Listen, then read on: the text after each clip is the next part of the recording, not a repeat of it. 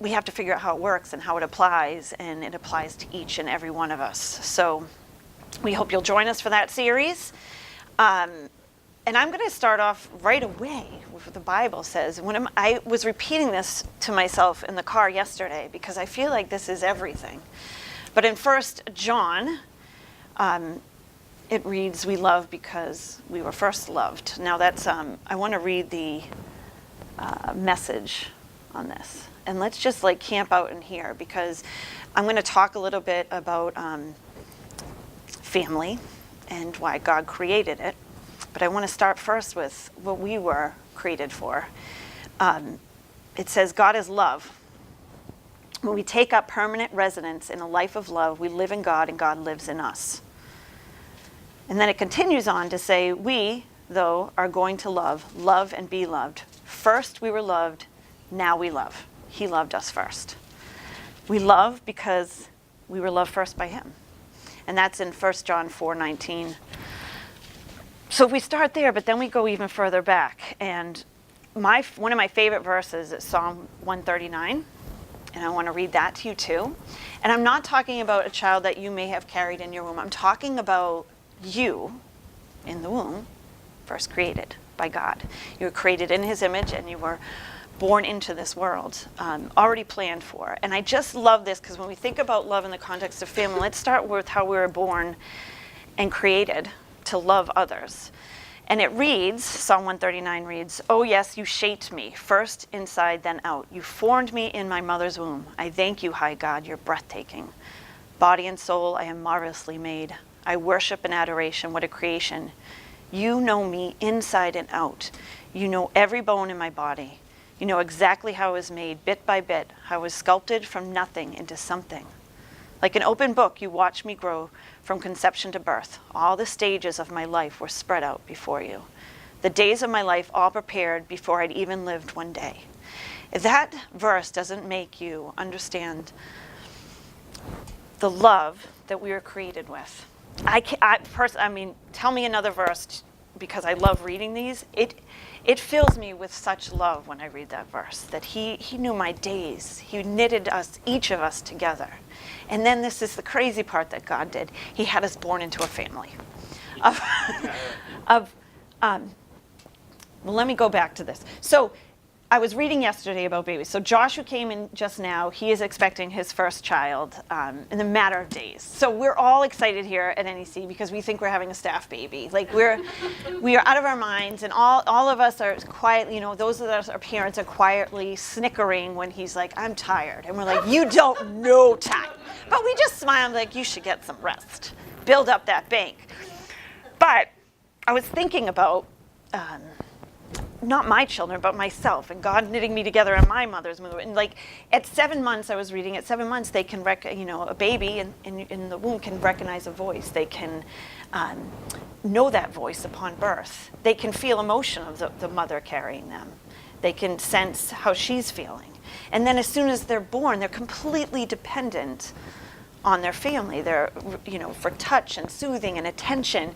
And by month 2, they prefer faces and facial expressions and eye contact more than they do inanimate objects. And now it changes when they become teenagers, because I can't remember the last time my 16-year-old looked at me. But at 2 months old, they want that human connection. We are wired, we are born to connect with other human beings. God did that in his perfect design for each of us when we were born into this world. And then by month 4, they can follow conversation. They don't know what you're saying, but they know some connections happening in a different way that they haven't mastered yet. And they can read body language. They can pick up those things. So isn't that marvelous to think that God created us to do that so early in our life? And then that leads me to the thing I just said. Then the most amazing, you're born into this world and you're born into a family. And a family that can be broken and messy, but regardless, they're all made in God's image. So if I had a slide to put up right now, I would say that I wanted to define family in this way in the context of our talk today. And it is a group of people, usually of the same blood, but don't have to be, who genuinely love, trust, care about, and look out for each other. That's in the Urban Dictionary. That is how they define family. For today, I'm going to be talking about, basically, the people we don't get to choose. the people that we're bound to by genetics or marriage or adoption. I want to talk about that whole spectrum of family, and wouldn't it be ideal by that definition? Is that how family operated? That is certainly something you want to try to achieve in your family. I wanted to, when I thought about talking about family today, I'm like, well, that's great. They record it, and I can't. I got to be careful what stories I share. But one that came immediately to mind was my grandmother. Her parents were both raised and born in Italy. And they got married and had 2 children in southern Italy, and then decided they wanted to come to the States. So they left their 2 boys and came here, and then sent for them, and then went on to have 7 more kids. They had 9 children. They built a house in Needham that still stands today and is occupied by members of our family. And my grandmother, when she spoke of her years here, it was with great fondness as a child. She talked about how they had fruit trees on their property, and they grow their own food. And, she remembers, times pretty tough, but her father did well in providing for them. And she spoke with great fondness as she relived these stories of their years here. Her parents really never picked up English, so the kids would learn that and translate for them. And unfortunately, that's where the Italian ended. My grandparents didn't teach it to my father. They used it as a way to talk about their children without them hearing. And the same they did I remember them fighting in Italian. Like it was like, Nana and Papa, I still know you're fighting. You're screaming. It's just a different language. But so she remembers that fondly, but when she was a young teenager, her father became very sick, and he died. So she had to quit school because they needed to make up for money and just taking care of the house. And there was 9 children, and I know a few of them quit school, a few of them had already been working, but they were all pitching in. So the picture I'm painting for you is this a family in the truest sense where they made sacrifice after sacrifice to take care of each other, to love each other. The crazy twist that took was as they got older and married, what I recall of my Nana and her brothers and sisters was not family harmony and unity. As the years went on and they had families of their own, then the mother became sick. And I had to call my father, who's in California right now, and say, what happened? Because I remember my Nana not speaking to a couple of her brothers for decades. 4 decades. And there would be maybe there'd be occasional funeral or a wedding, and you could sense the tension in the room. And I'm like, how did they go from this to that? The story goes that when the mother was dying, the family, all the kids got together, and we all have to take turns. We all have to take turns taking care of mom. And the 3 girls did, but the brothers didn't. I mean, how familiar is this story when crisis happens and siblings kind of splinter off? And then Josie, my Aunt Josie, God rest her soul, decided, well, I'll get you, and I'm not going to, I'm in charge of the inheritance, and the brothers will get nothing. And that started the decades and decades long. Now, I am 45, and I just learned that story. I knew there was always tension, but I never knew quite why.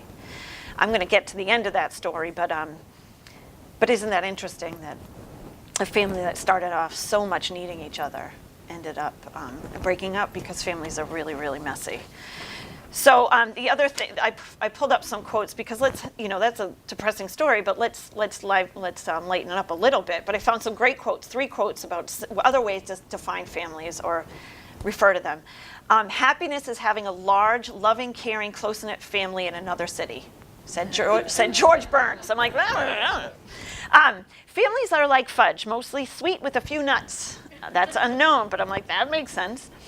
And George Carlin said, the other night I ate at a real nice family restaurant. Every table had an argument going. So a question I have for you guys, if you don't mind sharing, if you have something that comes to mind, but what life lessons, both positive and negative, did you learn in your family growing up? I have an example if you want me to get started, but if there's something that you remember, what life lessons, both positive and negative, did you learn in your family growing up? Yes? So my parents were very loving, and I know that now, but they never once said I love you. Wow. Huh. That's interesting. I must say it 20,000 times a day to my kids, texting, calling, Yeah. seeing them. Yeah. And you never realized that was a void until later. Interesting. Anybody else? You can't change them. No matter what happens in the family dynamic, Mm-hmm. you can change yourself and how you respond to them. Yeah. You cannot change them physically Mm-hmm. or how they think. Yep. You just got to accept them for who they are. Kim just wrapped up my talk. Yes. That is perfect and very true. Chris, did you have something? Yeah? With my family, I noticed that I learned all the wrong ways to love. Yeah. And it's nice because my family's coming around and learning that they learned the wrong ways to love too. Wow. That's really powerful. Yeah. Yes. In my family, they never say they love us, but we knew they love us because of the sacrifice. Yes. The way they helped us. Yep. Although they didn't have much, but you know that we love you by the way they care for you. Yes. And that's, part of the definition of love we're going to dig into is that love is an action. So sometimes we don't hear the words. Yes. I think parents mess things up by having favorites. Mm-hmm. And so maybe they can quietly know that they have a favorite, Right. but to make it as obvious as sometimes they do, I think is a huge mistake in the dynamics of the siblings. Yes, absolutely. At all. Yeah, that can And really people, break up a I family. hear it too often, we just have favorites, it's just how it is, and I'm going like, no, it shouldn't be like that. Right. Parents should, I know you love your children differently perhaps, but I think it can really do a huge disservice to the dynamics of the family unit on the next generation if you make that up. Yeah, I agree. My twin sister and I did a sibling talk a couple weeks ago. The video is online, I believe, but we talked about that, and that's a really, really good point because that can really create a terrible dynamic in the home when that happens. Yes, Greg? Forgiveness. You- Our family, they have a huge drag-out fight, screaming, yelling, and then half hour later, hugging and kissing. Oh, that's great. Yeah. Well, wreaks havoc with the emotions. Right. Yeah. But forgiveness that it happens. Yeah. That didn't happen for 20 years. Yes. Oh, so Cassie, I'll get to you. I grew up with a Czech background, and my family was just very demonstrative of affection. So when the entire family got together, you walked in, you gave everybody a kiss and hug. When you left, everybody got a kiss and a hug. So you felt that love. And I think, my mom brought my brother and myself up to say, think before you say something, because all the I'm sorry's in the world can't take it back. Yeah. And words can be really painful, so. Wow. It's a great lesson that you can carry, Cassie. I get jealous when I listen to hear this because that wasn't my family. But I've learned, having my daughter and seeing my daughter and her husband, and that learned what family is about now. And I've also learned to take the experiences I had and that to talk to other people, go to the prison, talk to people, women at the prison, and use it for God. But it's something I think that will probably always be there. Yeah. Yeah, we learn a lot about love in our family of origin. And What if you it don't is. have Yeah. that, Yeah. yeah, Yeah. yeah. Yeah. Yep. And it made it tougher for me to learn about the unconditional love of God. Yeah. But Greg said how forgiveness is so important, and once you learn to let go, Yes. that's when you can grow. Yes. Absolutely. For myself, it reminds me of what Chris was saying, that you learned what love isn't. I love my parents, but for me, love equaled worry. So if you worried about me, you loved me. And because my dad grew up with that. So there was this, as a kid, he'd be riding his bike around Dedham, and if he heard an ambulance, he would have to stop and find a way to get a hold of his parents to say it wasn't him. And so it's funny, I married a man that doesn't worry. Like I've said this before, if I go missing for 5 days, someone, please, look for me. And he gets upset when I say that, but it was a real struggle for me to marry a man that didn't worry, because I thought for sure if he didn't, he doesn't love me. The funny aside story, my father called yesterday from California. He said, "You didn't respond to my email." I said, "I didn't get an email." "Well, Heather, it's a tracking device your uncle told me about, and I'd like you and your sisters to get on it." I'm a 45-year-old, and I go, "What?" I go, no, I'll track you. But he still struggles with worry, and And it's very enduring. And what I was able to do, like Kathy, what you said is you look for that in God. Like when I was looking in my marriage for someone to worry about me and protect me, I was looking for an earthly person to do that. And God has already got that covered. That is love. But it took me a long time. So today we're going to talk about what love looks like in a family. And you guys are going to be so excited about saying, what does it not look like? Wouldn't we love to answer that question? And what is God's ultimate plan for family? So let's continue. So when God created the concept of family, David Wells, who wrote the 7 Laws of Love, writes, he simultaneously gave us an extraordinary gift and an extraordinary challenge. Family requires an unshakable commitment to each other, even when everyone involved is intimately aware of each other's flaws. I mean, that sums that up. We carry a lot with us.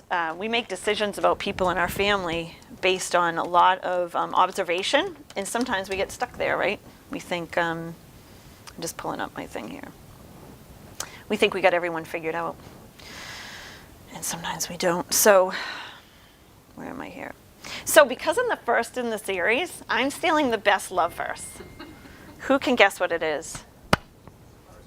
Yes, yeah, 1 Corinthians. So I stole it. Sorry, everyone else is speaking. But this is what I want to do when we look at it. I want you to think about just family, okay?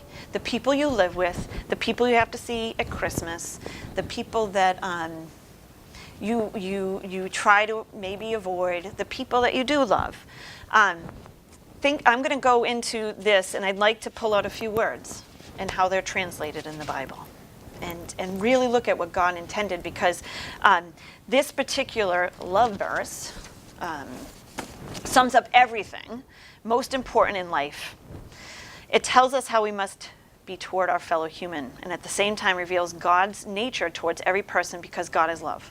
Whoever lives in love lives in God and God in them. This goes back to that original, we love because he loved us first. So as the verse before this passage, it does not matter in the least what we do in our life or what spiritual gifts we might possess if we do not have love. Paul, who's writing this, is saying, wipe everything else out. If we don't have the basis of love, without love, everything we do kind of is meaningless. I know that sounds harsh, but that's what he's trying to tell us. So this was Apostle Paul's first letter to the Corinthians that addressed moral issues and concerns arising in the Christian community church in Corinth. So Paul describes the many attributes of the highest form of love, which is called agape, and that the Christian community should strive to embody love for God and love for one another. And again, I'm going right back to the very first thing of what this love series is all about. So if you want to open up, it's 1 Corinthians 13. Doesn't matter what version you have, because it all tries to pull apart a few words. And so the first word, obviously, is love. We already said that translated in agape. And in the New Testament, documents seem to refer to particularly powerful love, which leads to actions and sacrifice on the behalf of others, the way you described how you felt love in your family. So that is the basis of the word love. Let me say it again. It's a powerful love, which leads to actions and sacrifice on the behalf of others. It's selfless. It's giving. It's serving. That is how love is described in this verse. And then I want to talk about the word patient. That is in verse 4, and it's the third person active form of a verb. When further explained, and Cliff, you can tell me if I've got any of this wrong, but patient, macrothumai, is that how I pronounce it? Yeah. Okay. That would be a pause for a round of applause. I should have my sign. I can't even pronounce normal words, so this is awesome. But it can be broken down to macro, which means long, and thumas, which means heart, soul. So literally, it's a verb that says to long heart. So when we get to the root of being patient, we see that it involves a commitment of all of one's life essence, emotions, will, and thoughts. So it's this kind of gut-wrenching, life-giving patience that God does to all people, and that we must therefore show one another. Love is, it seems, does nothing half-heartedly. Patience. How hard is that word in the context of family? I mean, really, really, really hard. But when we think about this verse and what it calls us to do, we really need to understand exactly what it needs us to do.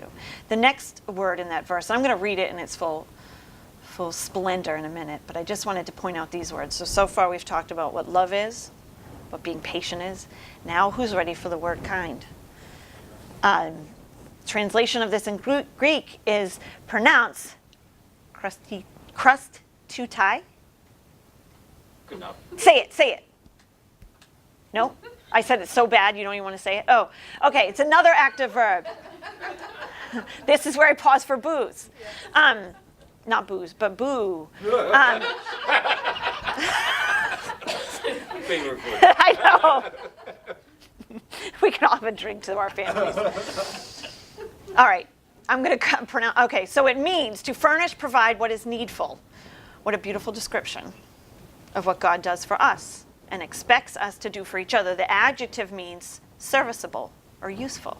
When applied to people, it also means any or all of the following: good, honest, trustworthy, and kind.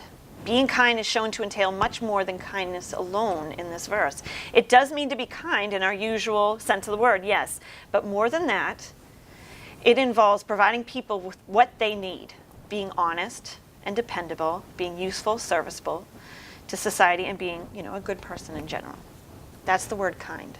Serviceable, useful. Kind can take on many different forms, but God is calling us to action in every word in this verse. There's two more words. The word truth in this verse. In Greek, the truth means aletheia. Theia. Yeah. Okay, just say yes. Yes. It is built from the noun lithos, which means a forgetting, and the prefix a, which denotes a lack of absence. So follow me on this because it can go two ways. Thus, in one sense, truth means that which is not forgotten. A deeper meaning, we may consider that lithos comes from the verb lethano, which means to go unnoticed or unseen. So, truth as it stands alone is something obvious. It cannot go unnoticed, is what it's saying. It will never remain forgotten. It may be covered or warped in various ways. When we think about our family and what the truth is, covered and warped. Imagine those decade-long fight with my Nana and her brothers. Where was the truth there? It will, but in the end, truth is reality itself. As such, it is all there really is. Truth is the one reality, and so it will be the only thing that is remembered throughout time. Whatever is untrue will one day be forgotten. That was like it went back and forth. It's seen, unseen. What I'm saying to you, the truth will reveal itself in the end. Maybe not in our lifetime. Maybe my Nana and Uncle Dominic are still battling that out, but I doubt it. The truth will be shown if we love the way God calls us to, and it will endure. God is love, and love never fails because God is love. He loves all of us with the same intense, never-ending love. Whether they love him or hate him in return, it is an act of love by which God, with the full force of all of his will, thoughts, emotions, and very life force, seeks to provide every one of us with what we need. So it's worth repeating, love will utterly succeed at its singular sense, which is to fulfill every single living being in every possible way. It's fact and grand and beautiful and inevitable as truth itself. So what I'm trying to say to you, God loves us that way. And he's calling us to love others that way. And the hardest, I believe, context to love people, one of the hardest, because I'm sure Colleen will make a real sense, a case for how it's hard to love community. He's asking us to extend that to the family that he gave us upon birth as he created us in our mother's womb, to come into this world, to give love and receive love, and to show his love to others. So let me open up that verse. I should have marked it, but I didn't. Wait, it's this way. Anyone have it open right now? What's that? Corinthians? Yeah. Could you read it to us? Love is patient, love is kind and is not jealous, love does not brag and is not arrogant, does not act unbecomingly, it does not seek its own, is not provoked, does not take into account of wrongs suffered, does not rejoice in unrighteousness but rejoices with the truth, bears all things, believes all things, hopes all things, endures all things. Love never fails. It goes on to say what will passed away, gifts of prophecy, tongues, knowledge, but love never fails. Did you want to read more? No, that was great. Thank you very much. So these very famous words, a lot of people read at weddings, right? So even if you don't go to church or you don't open up your Bible, we kind of know these words. But they're not just a poetic description of love. They also represent a very practical roadmap for a guide to your family in the right direction. So again, keeping in mind your family. I got asked a question the other day from somebody that said, can you name one or two people in your day-to-day life, maybe in your immediate family, that you feel supported and loved by? And I thought that was a really great question. And it was, thankfully, pretty easy for me to answer, which I'm not going to answer on video. I'm not going to answer the next question on video, but ask yourself this. Are there some people in your immediate family, one or two, or immediate surroundings that you interact fairly regularly that cause you anxiety, that cause you unrest, that challenge you to this very verse? And the person who asked me, I thought, oh boy, I honestly thought to myself, who can I blame for that? Where should I start? I won't tell you my answer to that, but it's a great question to ask yourself, because those are the answer to that second question is who you need to be praying about, who you need to be seeking wisdom for. And we're going to talk about that a little bit. But I can't let go of this verse until I read one more thing. Love is patient and kind, so be patient and kind with each other. Love is not boastful or proud, so refuse to allow the poison of pride to take your relationships. We all do it. I'm not saying we can follow this perfectly, but let's remind ourselves often what love is and what it isn't. Love is not self-seeking, so choose to put your family's need ahead of your own. Love is not easily angered, so allow no place for spite or hostility in your home. It will find its way in, but in general, try to keep it out. Love keeps no records of wrongs. Oh my God, am I guilty of this? I want to say it's part of my Italian blood, but if I'm being really honest with myself, keeping record of wrongs is, I'm pretty good at it. But what God is calling us is allowing grace and forgiveness to flow freely instead. And love rejoices with the truth, to refuse to deceive or keep secrets from each other. Be honest with each other. So my next question for you is, and this is a tough one, we don't have to answer in a public context, but how would your family look different if every person always loved, trusted, and selflessly served other family members? And can I come to your next family gathering if you have figured this out? Like Jesus had returned. Yeah, I know. All of our enemies were gone. Yeah. Well, I was going to say, so when I was growing up, I was the middle child, and I was the one that always tried to bring peace to Yep. the family, and that did not work, by the way. And yeah, I always sort of hoped for that, that we'd have a healthy family. As it turns out, that really didn't happen, but Yeah. yeah. It would have made a difference. Yeah. Yeah. Yeah. I just don't understand why people like to be miserable. Did I see a hand over here? No? Okay. Well, you know how earlier you said, just someone that you feel supported by on a regular basis and someone who gives a lot of anxiety? Yeah. That's often the same person. Yeah. Yeah. Right? Yeah, it's true. I mean, and so, I just think the family dynamic, I mean, it could be with a friend too, Yeah. because the more, the closer you feel to somebody and that love connection, the more likely they're able to hurt you. Yes. And- Yeah, that's and- very true. And same for us to someone else. We can hurt other people, sometimes unwittingly, sometimes on purpose, but Yeah. sometimes that emotion triggers both. Yeah, very things true. like that. Yeah. Anyone? Chris? Something that I've realized over the past few years, and it was a slow process, but I like that verse that love conquers all. Mm. And I think that that can be overcome by our love. And the true love of, when I learned true love, I had to learn a perspective of who God said I was, because for a while I didn't even know who I was. And Yeah. when I started to look, and I thought I was this great person, or at least I was nice, and I Yeah. could do these You were kind. Yeah. And then I started to read do studies about what God said about man, and how we're desperately wicked, and all of these things, and how perfect He is, yet He still loved us that much. And then when you get that perspective about yourself, you start to look at everybody else differently. So when those people come and hurt you, you say, I've hurt so many people. Yeah. I can't say anything about that. And then you start to model that, and then people see that, and they can't fight against love. Yeah, thank you for sharing that. The other thing that that I think about too is that we talked about earlier, we're all born into love. We're all created by God. So even that person in your family that brings up this anxiety, or you're like, they're doing that annoying thing or whatever, they're also loved by God. And if we can remind ourselves of that over and over, and that's easier said than done. So let's go into love and family and what it doesn't look like.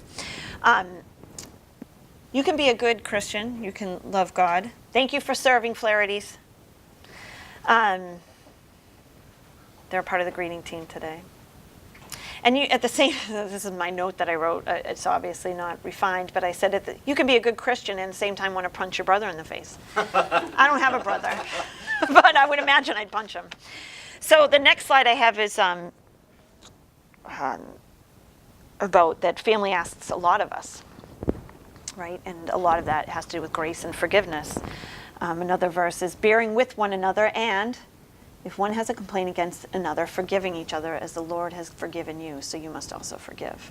And I want to introduce this concept that that is super important, I think, in the context of family. And we're called to love, but we're not called to continually be. We're not doing service to the other person if that love turns into enabling. If that love turns into allowing tough behavior or difficulties. This is a long lesson that I've learned, and God has really placed it upon my heart that there's a difference. And I just think it's important because I think we get stuck there. We feel that because we're called to be Christians and that we're filled with the love of God, that we have to. We do a disservice to the other person if that's all we're thinking about. We need to think about what love means, and that means we talked about kindness and truth, but truth can hurt sometimes. So I feel that what I want to say here is that we need to, in the context of family and love, we need to leave space for Jesus. We need to leave space for God to do His mighty work. And so has everyone read the book Boundaries or know about it? It's a great book. It's a super important book. It's written by Doctors Cloud and Townsend, and I met him, and I just felt like I was meeting, I don't know, what a teenager would feel if they met, Katy Perry. I was really excited to meet him because he really helped me. Now, my family in love, I talked earlier, was a lot about worry, but it was also if family's supposed to, I don't know, maybe be like this, ours was so entangled into each other's lives that if something happened to me, it grossly affected everybody else in a way that wasn't really healthy. And the same thing in my return. So learning about boundaries and having safe ones in a family was super important. So this book, if you don't know about it, but it gives a great biblical insights on what behaviors are appropriate and not, and how to set boundaries and how to stick up for yourself without being a jerk or a pushover in the process. So if you ever wonder, how do I set limits and still be a loving person? Where should those limits be? Or how can I say these things without feeling guilty? This book is really helpful. Loving someone well does not mean always playing nice, always being the peacemaker, or just letting other people walk all over you. That isn't love. It's called enabling, as it's defined in this book. And a better definition of love would be, and I love this. Ready? Can we listen to this? Honoring the true dignity of another person.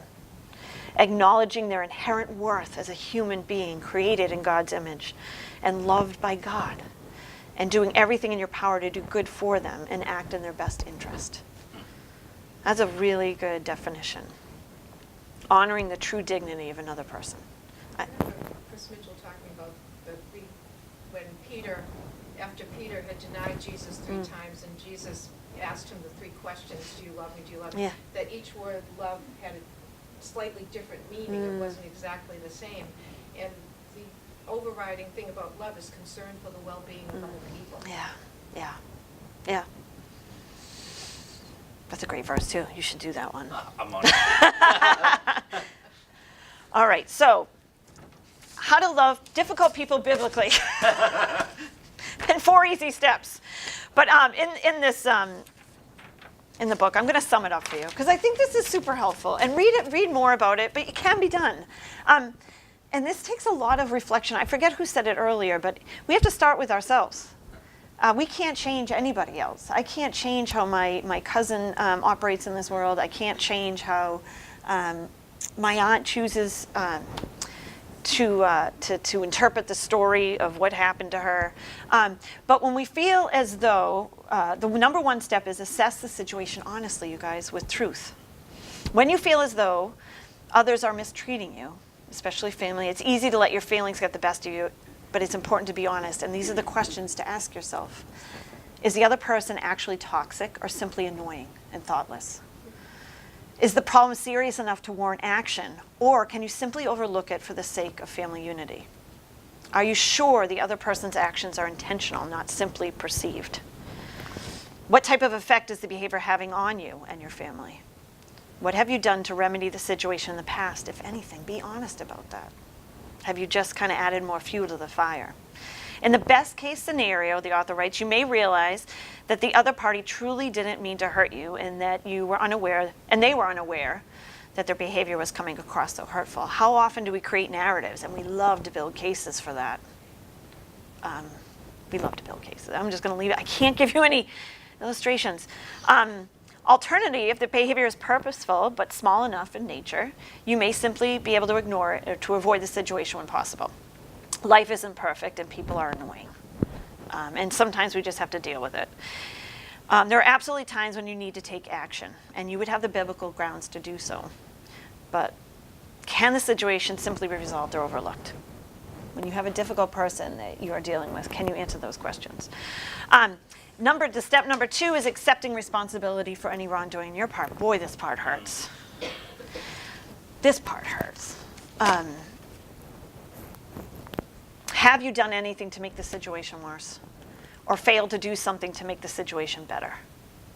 It's time to get honest with yourself. Have you ever said or done anything hurtful to the other person? Even if it was unintentional, have you ever failed to treat them as kindly or as respectfully as you should have? Have you ever been selfish, self-centered, or mean-spirited? I'm not saying the mistreatment is, in this case, your fault, but we all have responsibility. It takes 2 people to interact, right? So you're not responsible for them, but you are accountable and responsible for yourself. Plus, this helps you extend them grace and forgiveness when you remember that none of us are perfect. This goes back to everything we've been talking about this morning. We're all created in God's image, but we're all completely broken too. And oftentimes, that in and of itself can lead to a greater healing and reconciliation. Okay, the third thing is setting healthy boundaries. The book will get way more into it, but what behaviors will you accept? Which behaviors will you not accept? Where is the boundary? And the book really walks you through what those could look out. If the person, is truly toxic or crazy or even abusive, it can really make you question your own sanity when you're walking through this. But you want to do the right thing. And the notes that I want to bring up here is Boundaries does a great job of laying out that biblical framework so you can understand what truly is your responsibility and how you can set up these boundaries. I mean, there's no need to feel guilty for doing so. But what it does say, and what I pulled out when I was rereading this book, is that you need to seek wise counsel from friends and family. People will be honest with you because that's what love is, and they'll say, you know what, I have a twin sister and I have a little sister, and a twin dynamic is very special. But when I take a minute to look through the eyes of my younger sister of what that feels like, for many years I was like, oh, that shouldn't be a problem. That I don't know why she would feel left out or whatever. It took a lot of friends to say to me, that must be really tough for her. Have you stopped to think about that? That opened up my eyes. So talking to people that you trust, and then stick to those boundaries. It's not easy, but you'll make mistakes. But it's important to really walk yourself through that. We're running. We got to finish up. But the last thing I wanted to say to you is God's intention for family.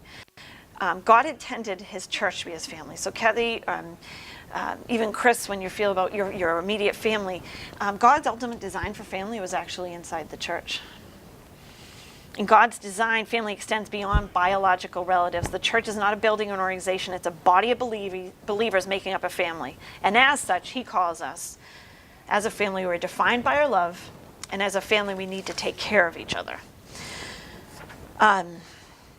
I'm going to ask one final question, not for you to share with me, but just to think about. Is there one relationship within your family or extended family where you need to invest additional time and energy? I found this question while I was writing this, and I told a couple of people, but in the when I found this question, no kidding, no word of a lie, only the truth, my phone rang with a family member that I would typically press decline for. And I was like, how can I do that? Yeah, picked up the phone, and because I was in a place of grace and love, and that God was nudging me, we had a great conversation. It was an hour long, and it was filled with a lot of understanding and remembering the person on the other line was made in God's image. I wanted to just tell you about my Nana. So we talked about this huge fight they had. Well, my Nana, as she got older, realized her part in it. Now, the book Boundaries wasn't published, but my Nana found her way to this truth. And what she ended up doing was giving her brothers money from her piece of it. She could have said, you know what, forget them. But over the years, I think that the loss of her brothers really had an impact on her. So they ended up reconciling to a degree.